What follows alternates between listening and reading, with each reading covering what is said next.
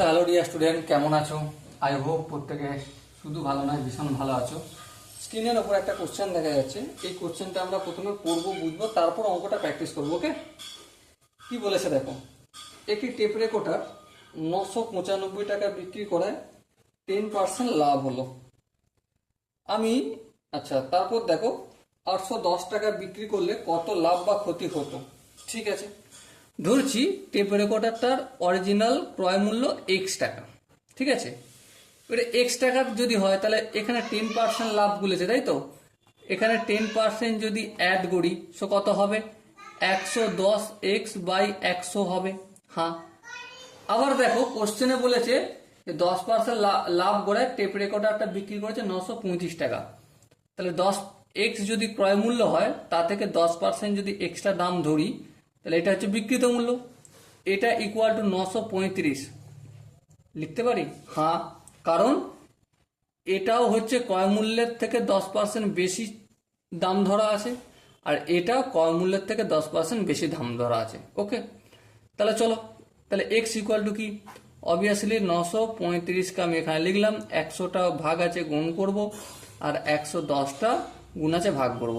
এই শূন্য এই শূন্য কাটলো, 11 একে 11, 8 11 88, 88 থেকে 93, 5 5 55, 5 11 55।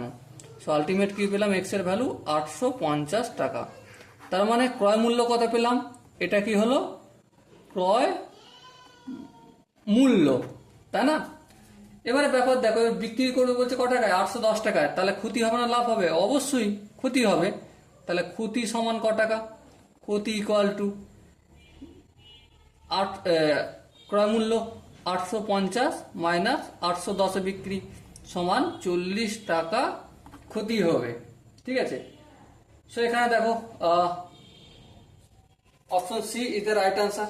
পার্সেন্টেজে বলেনি, তাহলে পার্সেন্টেজের করার দরকার নেই। আমি ভেবেছিলাম হয়তো পার্সেন্টেজ বলবে, যাক এখানে অঙ্কের গাড়ি আমাদের থামিয়ে দেওয়া হয়েছে। ওকে, আই হোপ এই অঙ্কটা বুঝতে কোনো অসুবিধা হয়নি।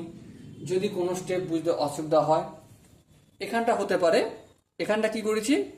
এখানটা আমি এক্স ক্রয় মূল্য ধরেছি, সেখানে বিক্রি করছে ক টাকায়? এক্স এর 10% লাভ করছে, তাই তো?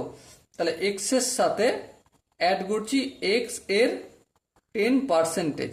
সো এই দুটো যোগ করে দেখবে এটাই পাবো, 110x/100। আবার 935 টাকা বিক্রি করার মানেই কি? 935 টাকার বিক্রি করা মানেই হচ্ছে 10% বেশি দামে বিক্রি করা হচ্ছে, যা ক্রয় মূল্য। ঠিক আছে, মানে 10% লাভে বিক্রি করা হচ্ছে। তাহলে এই দুটোকে আমি ইকুয়েট করে দিলাম, বাকি ক্যালকুলেশন করলাম, পেয়ে গেলাম অঙ্ক। ওকে, আই হোপ কোশ্চেনটা বুঝতে অসুবিধা হয়নি।